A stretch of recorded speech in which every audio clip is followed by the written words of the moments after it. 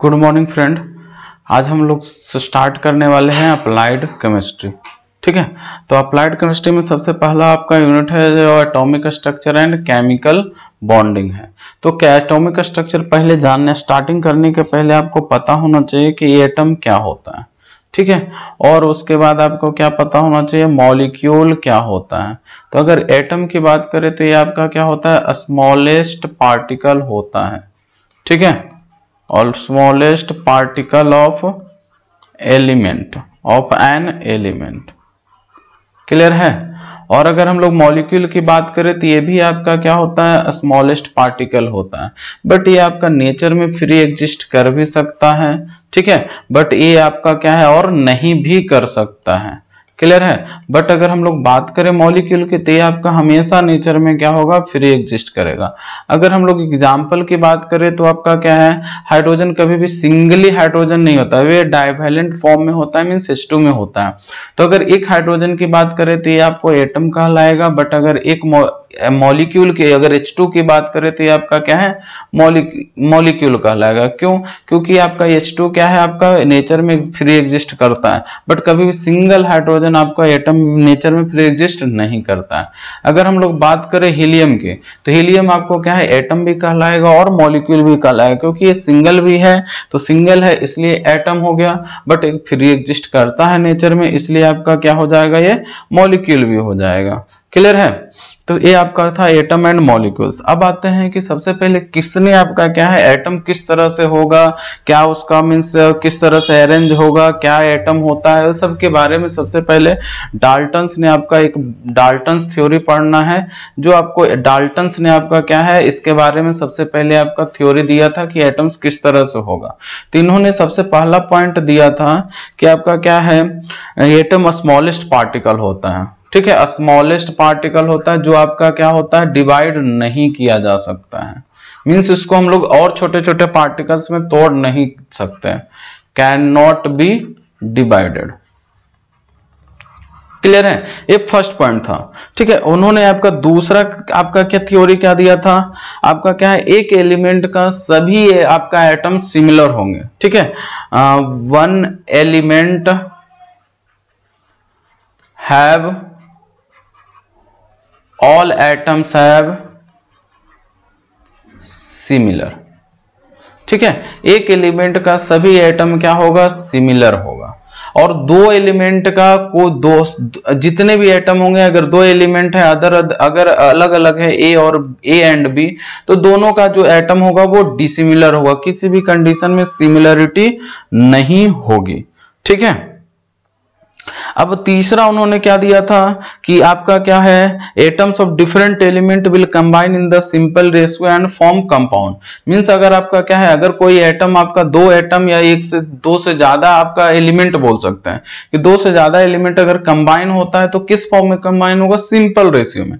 जैसे अगर water combine होता है तो सिंपल रेशियो है। जैसे हाइड्रोजन और वाटर का अगर रेशियो की बात करें तो आपको क्या है, 1:2 क्या बोल सकते हैं, 1। ठीक है, तो एक सिंपल सा रेशियो है। तो जब भी कंबाइन होगा तो एक सिंपल सा रेशियो में कंबाइन होगा। ठीक है, और तीसरा पॉइंट, फोर्थ पॉइंट क्या दिया था कि एटम्स को आपका क्या है, ना तो क्रिएट कर सकते हैं ना ही आपका डिस्ट्रॉय कर सकते हैं। ठीक है,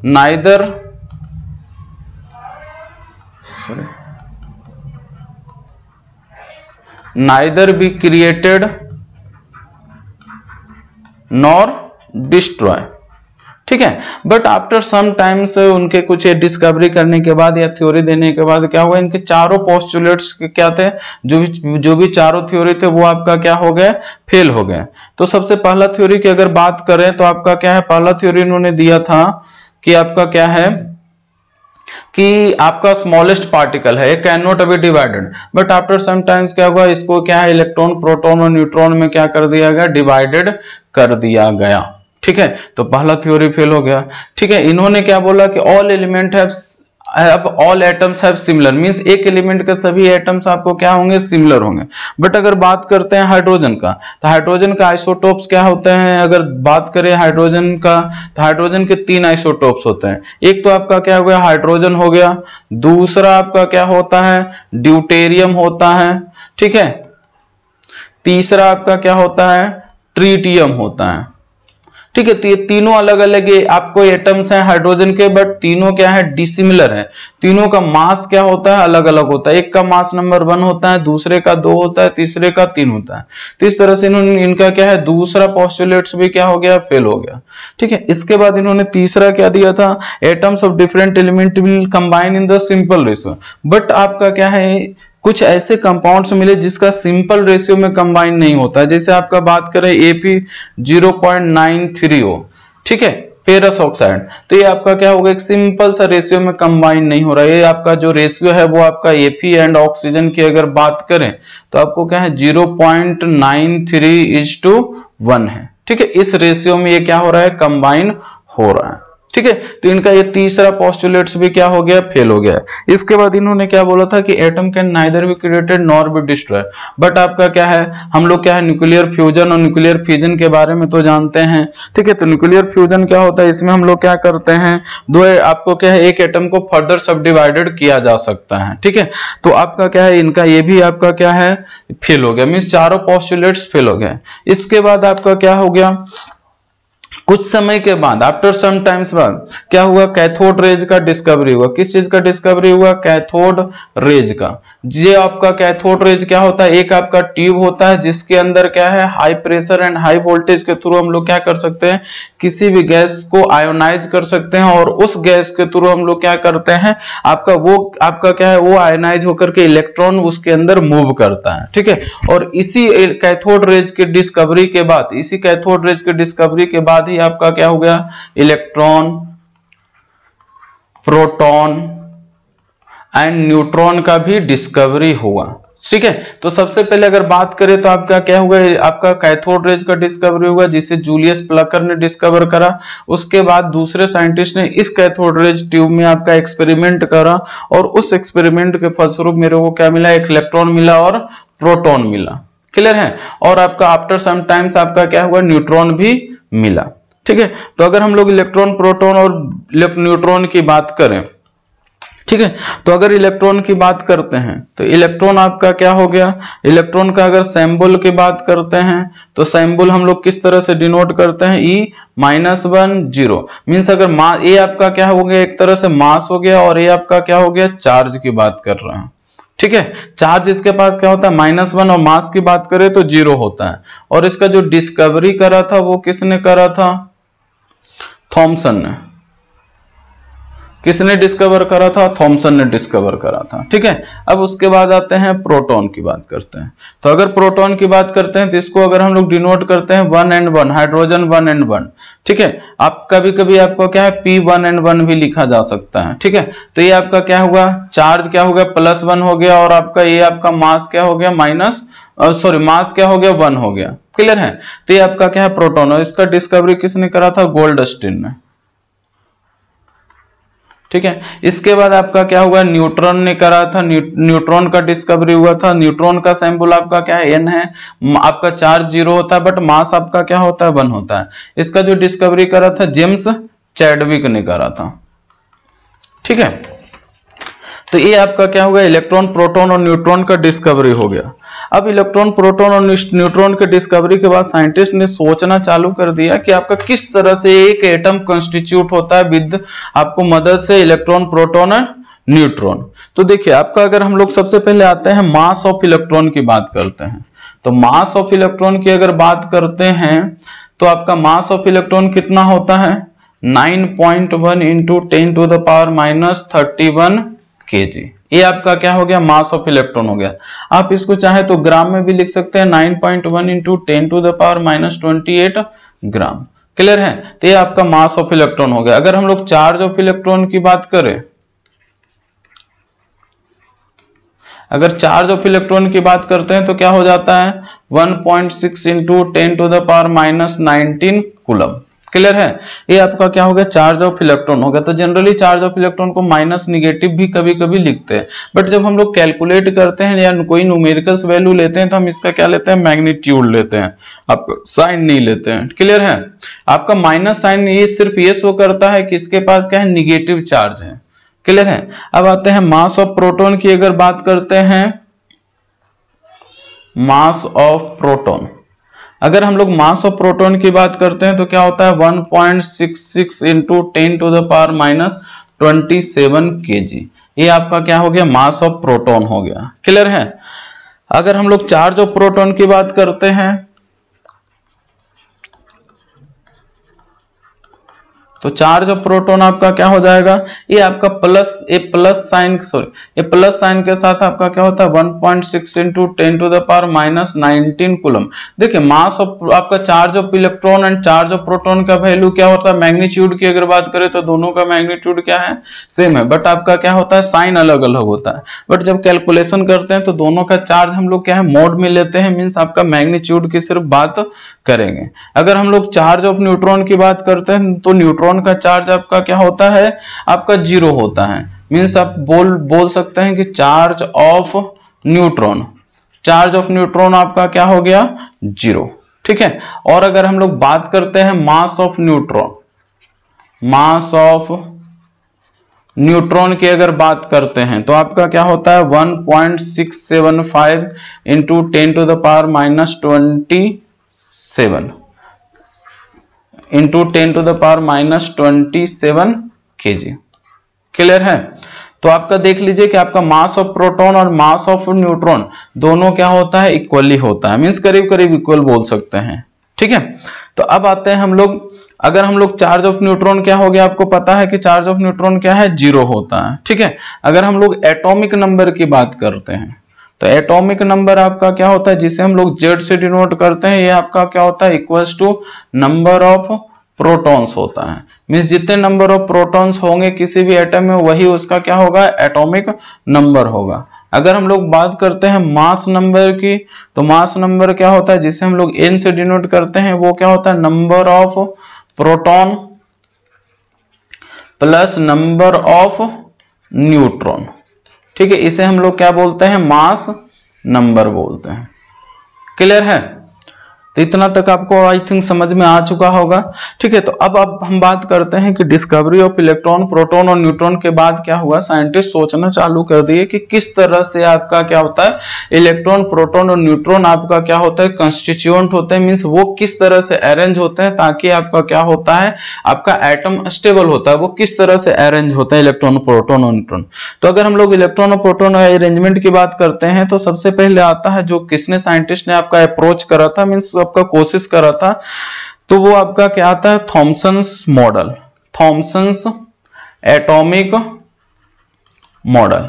ठीक है। मींस थॉमसन ने सबसे पहले आपका क्या है, इन्होंने आपका एक थ्योरी दिया था, इन्होंने क्या इसी थ्योरी को क्या बोलते हैं आपका प्लम पुडिंग मॉडल। मींस आपका क्या है, इन्होंने बोला था कि जो भी एटम्स होते हैं, मींस आपका जो भी एटम होता है वो आपका क्या होता है कुछ इस तरह से होता है कि आपका क्या होता है इलेक्ट्रॉन और आपका क्या हो रहा है प्रोटॉन, इलेक्ट्रॉन और प्रोटॉन। न्यूट्रॉन की किसी ने बात नहीं, इन्होंने बात नहीं बोली थी, इन्होंने बोला था कि इलेक्ट्रॉन और प्रोटॉन कुछ इस तरह से अरेंज होता है कि आपका पूरा एटम जो होता है वो आपका क्या होता है न्यूट्रल होता है। मींस वो कुछ इस तरह से होता है जैसे आपका क्या होता है तरबूज, प्लम को क्या बोल सकते हैं तरबूज, आधा कटा हुआ तरबूज की तरह बिहेव करता है। तरबूज में क्या होता है रेड कलर होता है और उसके अंदर आपको क्या होता है सीड्स होता है, वो आपका क्या होता है आपका सिमेट्रिकली डिस्ट्रीब्यूट नहीं होता है, मींस जहां कहीं भी आपका एग्जिस्ट करता है। तो उन्होंने यही बोला कि इलेक्ट्रॉन और आपका क्या होता है इलेक्ट्रॉन कुछ इस तरह से अरेंज होता है, आपका कहीं भी आपको क्या है अरेंज होता है। और इसको न्यूट्रल करने के लिए, चूंकि इलेक्ट्रॉन के पास क्या होता है नेगेटिव चार्ज होता है, तो इसको अगर न्यूट्रल करना है तो इतने ही सेम अमाउंट में, जितने अमाउंट में आपका नेगेटिव चार्ज है उतने ही अमाउंट में आपका क्या होना चाहिए प्रोटॉन आपका कहीं भी आपका क्या हो रहा है एग्जिस्ट कर रहा है, जिससे आपका क्या हो रहा है होल एटम्स आपका क्या हो रहा है न्यूट्रल हो रहा है। तो आपको पता है कि आपका क्या है इलेक्ट्रॉन और प्रोटॉन का दोनों का चार्ज आपका मैग्नीट्यूड की बात करें तो वो क्या होता है सेम होता है, बट दोनों का चार्ज एक का निगेटिव होता है तो एक का पॉजिटिव होता है। तो इलेक्ट्रॉन की बात करें तो चार्ज क्या होता है निगेटिव होता है, बट प्रोटॉन का चार्ज क्या होता है पॉजिटिव होता है। ठीक है। तो आपका क्या होता है कुछ इस तरह से दोनों अरेंज होते हैं कि तो ओवरऑल एटम्स आपका क्या हो सके न्यूट्रल हो सके। क्लियर है। तो बट आपको भी पता है, थोड़ा सा आइडिया होगा कि आपका कुछ इस तरह से अरेंज नहीं होता है, ठीक है। तो इसके बाद आपका क्या है, दूसरे साइंटिस्ट आए जो आपका क्या है, उन्होंने एटम के बारे में आपका एज्यूम या एक्सपेरिमेंट करके बताने लगे कि कुछ किस तरह से आपका क्या होगा, एटम मींस इसमें इलेक्ट्रॉन, प्रोटॉन और न्यूट्रॉन एग्जिस्ट करेगा। तो उसके बाद जो साइंटिस्ट आए थे वो रदरफोर्ड थे। कौन से थे? रदरफोर्ड। उन्होंने आपका क्या है, वो एक एक्सपेरिमेंट करा और उस एक्सपेरिमेंट का नाम क्या है आपका, गोल्ड फॉयल एक्सपेरिमेंट, ठीक है, जिसे हम लोग रदरफोर्ड मॉडल के नाम से जानते हैं। अब देखिए उन्होंने क्या करा था, गोल्ड फॉयल एक्सपेरिमेंट करा था। उन्होंने क्या करा कि आपका क्या है, एक गोल्ड का थीन शीट लिया, किसका, गोल्ड का एक थीन शीट लिया और उसके ऊपर क्या है, अल्फा पार्टिकल का बम्बार्डिंग कराया। बम्बार्डिंग का हम मीनिंग क्या हो गया कि अल्फा पार्टिकल को क्या करा है, उस पर छोड़ दिया।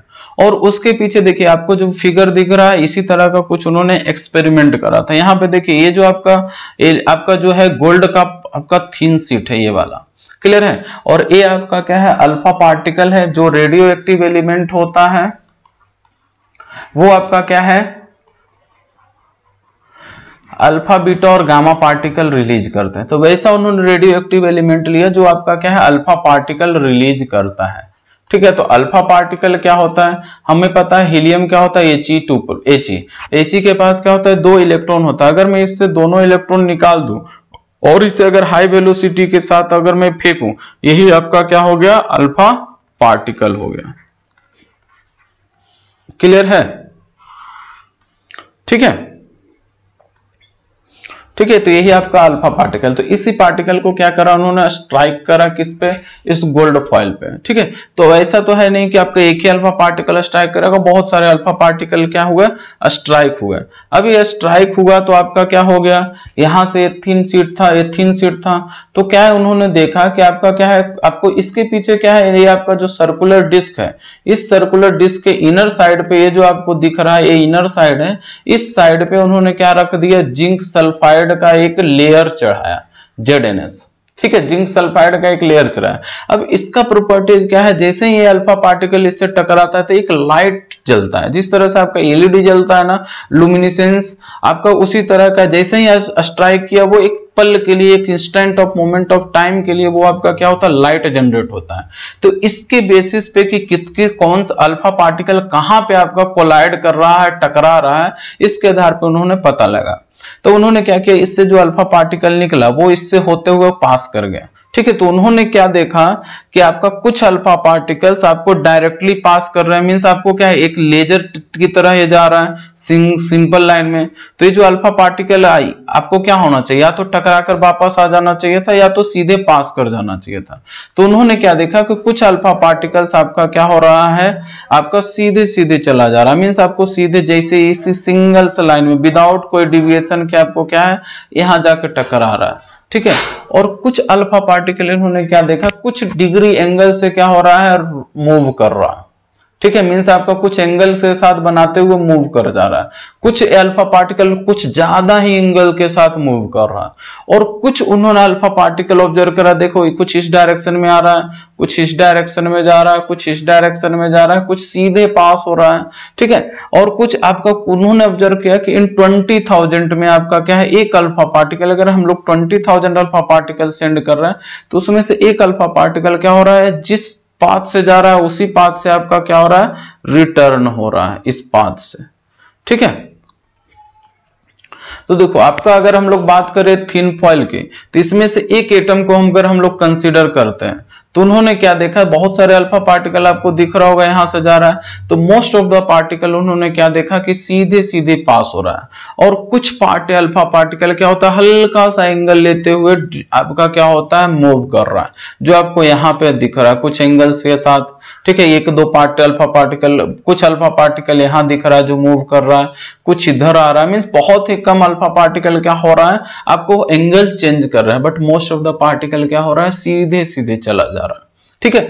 और उन्होंने क्या ऑब्जर्व किया कि 20,000 अल्फा पार्टिकल अगर सेंड कर रहे हैं तो उसमें से एक अल्फा पार्टिकल क्या हो रहा है, इसी सेम डायरेक्शन से वापस आ रहा है। तो इस एक्सपेरिमेंट के आधार पे उन्होंने क्या बोला कि आपका क्या होता है, उन्होंने कुछ ऑब्जर्वेशन और कुछ कैलकुलेशन करे और वो ऑब्जर्वेशन और कैलकुलेशन आपको इसे, तो देखिए उन्होंने क्या ऑब्जर्व किया कि most of the alpha particle क्या हो रहा है, past undeviated through gold atom. Most of the alpha particle क्या हो रहा है, विदाउट कोई डिविएशन के आपका क्या हो रहा है, गोल्ड एटम के थ्रू पास हो रहा है।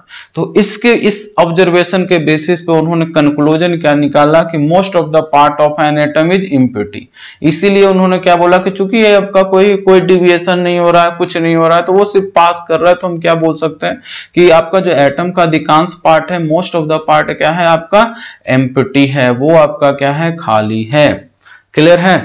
अब उन्होंने क्या है दूसरा ऑब्जर्वेशन क्या देखा कि आपका few alpha particle were deviated through a small angle. कुछ अल्फा पार्टिकल क्या है छोटा सा एंगल, स्मॉल एंगल के साथ क्या हो रहे हैं, डिविएट कर रहे हैं। अब आपको पता है कि जो अल्फा पार्टिकल है वो आपका क्या है He++ है, ठीक है, मींस आपका क्या है इसके पास प्लस चार्ज है, ठीक है, पॉजिटिव चार्ज कंसिस्ट करता है।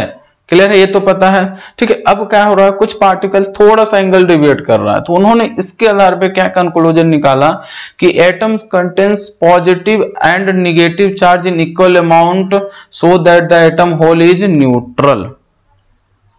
ठीक है, उन्होंने क्या निकाला कि आपका क्या हो रहा है कि एटम आपका क्या हो रहा है पॉजिटिव चार्ज भी रखता है और निगेटिव चार्ज भी रखता है, ठीक है, और वो आपका न्यूट्रल होता है। और उन्होंने क्या बोला कि आपका जो डिविएट हो रहा है, जो एंगल से डिविएट हो रहा है, तो इसके पीछे का रीजन क्या है कि इसके सेंटर में जो एटम है उसके सेंटर में कहीं ना कहीं आपका पॉजिटिव चार्ज हो रहा है, पॉजिटिव चार्ज है, और इसी पॉजिटिव चार्ज के रिपल्सन की वजह से ये जो आपका पॉजिटिव चार्ज है वो कुछ एंगल्स के साथ क्या हो रहा है आपका डिविएट हो रहा है।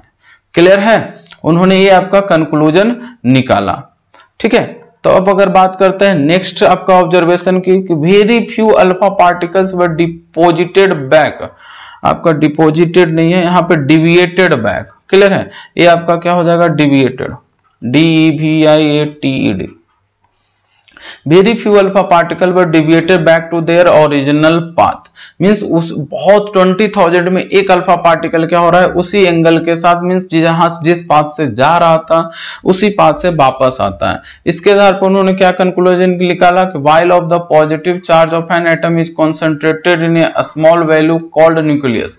मींस आपका जो पॉजिटिव चार्ज होता है वो बहुत छोटे वाले इलाके में आपका एग्जिस्ट करता है, और इसी पॉजिटिव चार्ज को उन्होंने क्या बोला कि यहाँ पे प्रोटॉन एग्जिस्ट करता होगा, और जो इसका वैल्यू है मींस आपका जो एरिया है वो बहुत ही आप बोल सकते हैं क्या है कम है। और ये चार्ज पॉजिटिव क्यों करता है, क्योंकि आपका जो अल्फा पार्टिकल होता है वो आपका पॉजिटिव होता है, और वो इसके आपको इसके तो नजदीक जैसे ही जाता है वो डिविएट होता है, या फिर अगर इससे डायरेक्टली स्ट्राइक करता है तो वो उसी पाथ में क्या होता है वापस चला जाता है। तो मंस आपको पता है कि अगर पॉजिटिव और निगेटिव होगा तो वो अट्रैक्शन शो करता है। क्लियर है, अगर आपका क्या है पॉजिटिव और पॉजिटिव होगा तो वो रिपल्सन शो करेगा, ये आपको पता है। ठीक है, तो यहाँ पे क्या हो रहा है पॉजिटिव ये भी यहाँ पे भी है न्यूक्लियस के सेंटर में, और आपका यहाँ भी ये भी जो अल्फा पार्टिकल सेंड कर रहे हैं वो भी क्या है पॉजिटिव है। ठीक है, उन्होंने ऐसा ऑब्जर्व करा। अब आते हैं रदरफोर्ड एटॉमिक मॉडल में उन्होंने और क्या किया। ये तो आपका क्या है एक्सपेरिमेंट के थ्रू आपको पता चला कि इतना ऑब्जर्वेशन और इतना कंक्लूजन, ये कंक्लूजन निकला। अब उन्होंने कुछ चीजें और एक्सपेरिमेंट के थ्रू आपको क्या है उन्होंने बताया हमें कि किस तरह से होता है। ठीक है, तो रदरफोर्ड एटॉमिक मॉडल की बात करते हैं तो सबसे पहले whole of the positive charge of an atom is concentrated in a small volume. Means आपका अगर पूरा इतना बड़ा आपका एटम है तो उसके आपका जो है उसमें बहुत छोटा सा पार्ट या वॉल्यूम क्या होता है आपका पॉजिटिव चार्ज रखता है। मींस इतने इलाके में ही पॉजिटिव चार्ज आपका रहता है, और उसी को क्या कर बोल रहे हैं हम लोग न्यूक्लियस बोल रहे हैं, और a nucleus of the size of nucleus is very small. ठीक है, आप बोल सकते हैं कि न्यूक्लियस का जो साइज है वो आपका क्या होता है बहुत ही स्मॉल होता है विद रिस्पेक्ट टू एटम। उन्होंने क्या है आपका एक्सपेक्टेशन आपका उन्होंने क्या है कुछ रेडियस बताया कि आपका एटम का रेडियस क्या होता है, क्या एक्सपेक्टेड मींस कितने के अराउंड हो सकता है, और आपका न्यूक्लियस का रेडियस क्या होता है। तो उन्होंने क्या बोला कि जो रेडियस ऑफ एटम की अगर बात करते हैं रेडियस ऑफ एटम, तो उन्होंने बोला कि रेडियस ऑफ एटम आपका क्या होता है 10⁻⁻10 मीटर के अराउंड होगा, ठीक है। और जो रेडियस ऑफ अगर न्यूक्लियस की बात करें तो वो आपका क्या होगा 10⁻⁻15 मीटर के अराउंड होगा।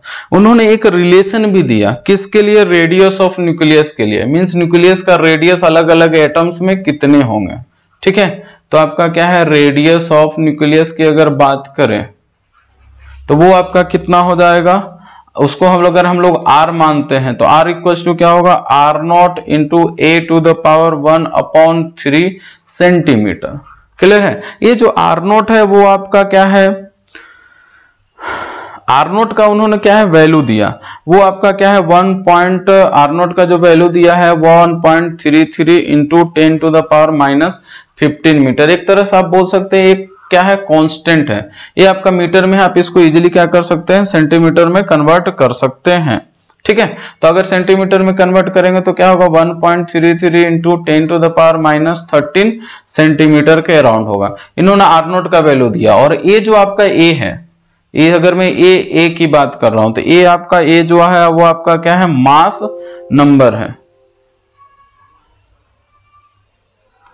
ठीक है। इन्होंने क्या दिखा, ये आपका क्या है मास नंबर उन्होंने बताया था,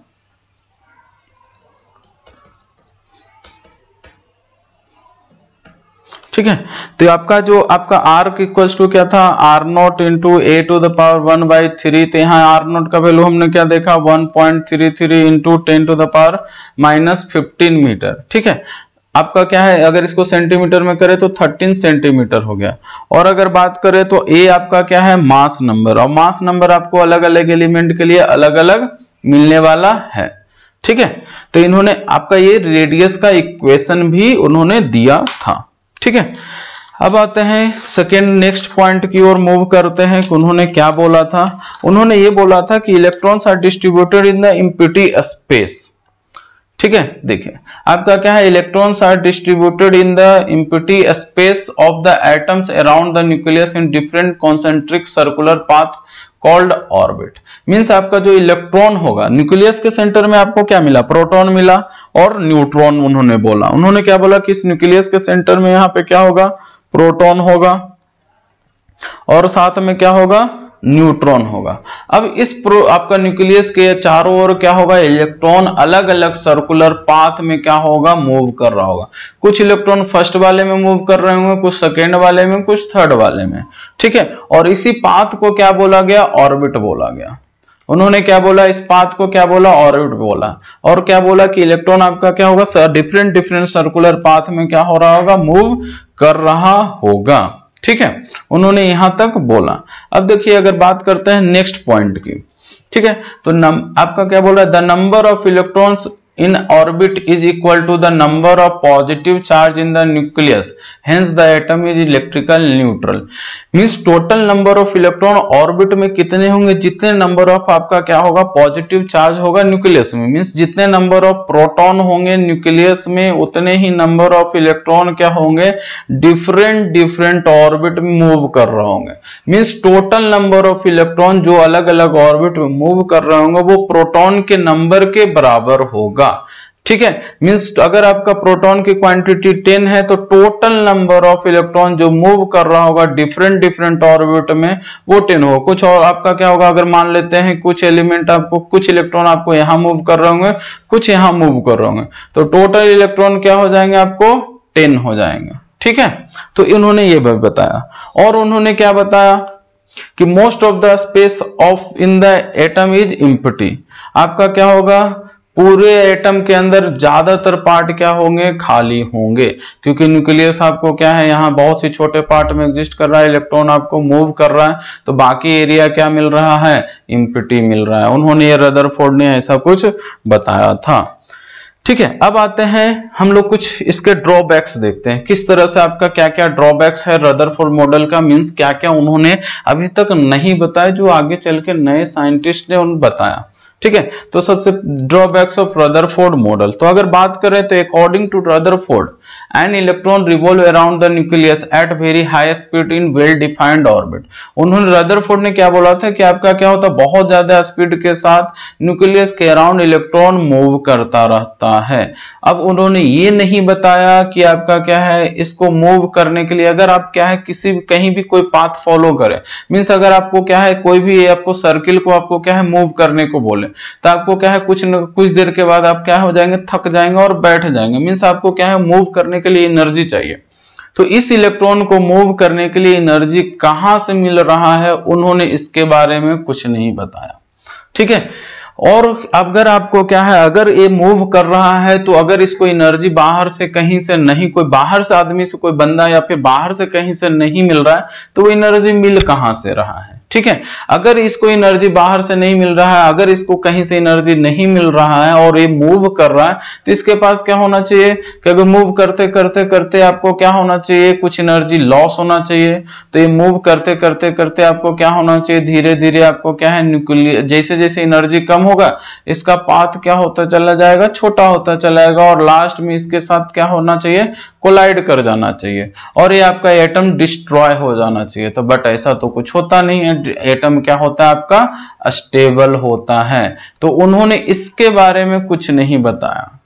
क्लियर है कि आपको इसको एनर्जी कहां से मिलता है, ये आपका डिस्ट्रॉय क्यों नहीं करता है। ठीक है, तो देखिए, but according to Maxwell electromagnetic theory, Maxwell electromagnetic theory के अनुसार से क्या है, when a charge particle is accelerated motion, अगर कोई चार्ज पार्टिकल आपका एक्सेलरेशन मोशन में है, मींस आपको वेलोसिटी वो अचीव किए हुए है, तो आपका क्या होगा, वो अपना एनर्जी क्या करेगा, रिलीज करेगा। किस फॉर्म में, रेडिएशन के फॉर्म में। ठीक है, जिसको आपको क्या है लाइट फॉर्म भी बोल सकते हैं या एनर्जी फॉर्म भी बोल सकते हैं। लाइट या एनर्जी के फॉर्म में क्या होगा, वो अपना एनर्जी इमिट करेगा और वो इमिट करेगा तो आपका क्या होगा, अगर उसको बाहर से एनर्जी नहीं मिल रहा है तो वो अपना पाथ कंटिन्यू नहीं कर सकता, वो उसी पाथ पे हमेशा मूव नहीं कर सकता है। ठीक है, तो मीन्स उसका एनर्जी क्या होगा, कंटिन्यूअसली डिक्रीज, उसका एनर्जी डिक्रीज करेगा तो उसका जो पाथ है वो भी क्या होगा, डिक्रीज करता चला जाएगा और लास्ट में आपका क्या हो जाएगा, वो स्पाइरल की तरह बिहेव करेगा और लास्ट में क्या होगा, वो आपका कोलाइड कर जाएगा। मींस हम बोल सकते हैं एटम अनस्टेबल होना चाहिए था, बट आपका ऐसा कुछ नहीं होता है। तो ये आपका क्या था, रदरफोर्ड मॉडल का क्या था, ड्रॉबैक्स है। क्लियर है, चलिए तो धन्यवाद। हम लोग आज रदरफोर्ड मॉडल देख लिए। नेक्स्ट में हम लोग देखेंगे आपका next topic electromagnetic radiation waves का कैरेक्टरिस्टिक क्या होता है, प्लैंक्स क्वांटम नंबर क्या होता है और आपका क्या देखेंगे हम लोग, फोटो इलेक्ट्रिक इफेक्ट देखेंगे। धन्यवाद।